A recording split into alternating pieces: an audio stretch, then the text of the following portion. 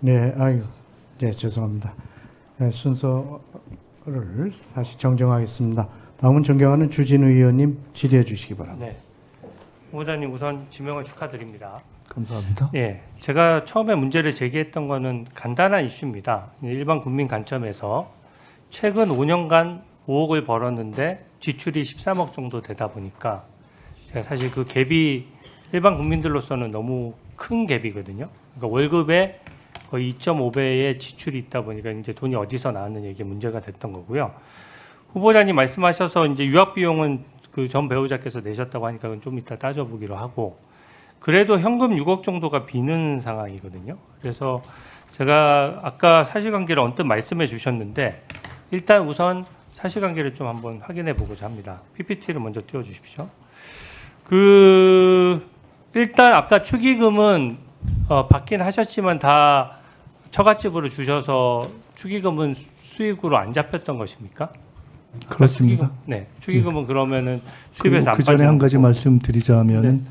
우리 의원님께서 계속해서 13억 정도라고 말씀하실 때는 의원님께서도 그것은 빼는 것이 좋겠다고 말씀하신 아들 유학비를 계속 넣어서 말씀하셔서 네. 그건 말씀하시는 중에도 헷갈려서 혼선이 있으실 것 같아서 네, 그 부분을 빼면 아마 한 지금 6억 정도 6억 말씀하시는 전제로 알고 네. 제가 말씀을 드리도록 하겠습니다. 예, 좋습니다. 유학비를 빼고 제가 얘기할게요. 네. 그러면 6억이 남는데 축의금은 지금 이제 하나 또 축의금도 사용하시기도 하셨으니까 기본적으로 축의금은 다 처갓집에 반납을 해서 뭐 사실 수익으로 잡힌 건 없는 것이네요. 그러면. 축의금은 뭐 사양이라기보다는 사실은 축의금을 안 받으려고 했습니다. 네네. 그래서 축의금은 받지 실제 않습니다라고- 들어왔습니까?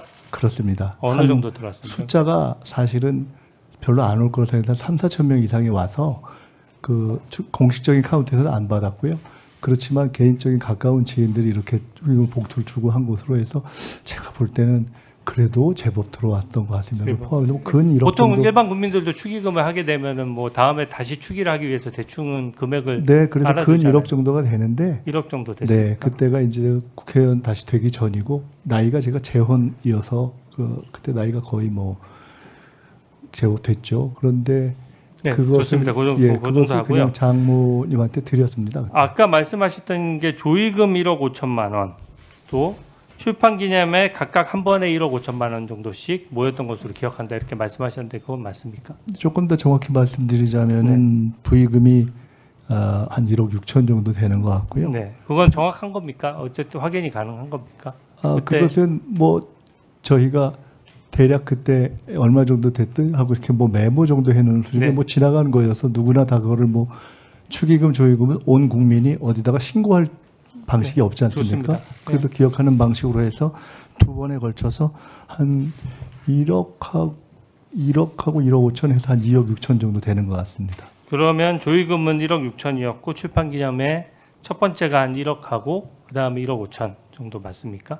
첫 번째인지 두 번째인지 하여간 그 둘 중에 한 번이 한 번이 1억 5천 정도 되고 그 다음이 1억 정도 되는 것 같습니다. 네, 그러면은 그걸 합치니까 이제 4억 1천만 원 정도 되고 네. 아까 제가 지금 기존의 언론의 입장에서 나왔던 것보다 새로운 내용이 나와서 좀 확인해야 되겠는데요. 처갓집 그 장모님으로부터 배우자가 또 돈을 받은 게 아까 언뜻 말씀하셨는데 2억 원 정도 더 있다라고 말씀하셨어요. 그러니까 아까 축의금을 사실 이게 참 묘한데요. 솔직히 말씀드리면 축의금을 그냥 다 장모님한테 드린 거 아닙니까? 근데 나중에 보니까 제가 아시다시피 추징금 내고 이러면서 저희 아내는 생활을 하면서 생활비에 굉장히 어려움을 겪었고 그래서 생활비로 한 뭐 혹은 뭐 200, 300 이런 식으로 쭉 이렇게 받은 것이 제법 되는 것 같은데 그래서 그 축의금을 그냥 여기서 갔습니다만 그걸 상관없이 드린 거니까 거의 다 포함하면 그렇게 해서 받은 게 2억 이상이 되는 것 같습니다. 2억 이상 된다고요? 네. 그러면 2억을 그럼 처갓집 장모님으로부터 그 배우자한테로 온 것인데 네. 뭐 계좌로 송금이 됐습니까? 아니면 뭐 생활비를 일정액을 준 겁니까? 아니면 제가 현금으로 준 겁니까? 저희가 뭐 사실 제가 생활에 대해서 자세히 모르니까 네. 이번 과정에서 아내가 확인 또 얘기도 해주고 등등 보니까 그 중에 상당 부분은 계좌로 받은 것도 있고요. 또 그냥 그때그때 현금으로 받은 것도 있고 그런 것 같습니다. 그때 현금으로 받은 규모는 얼마나 되죠?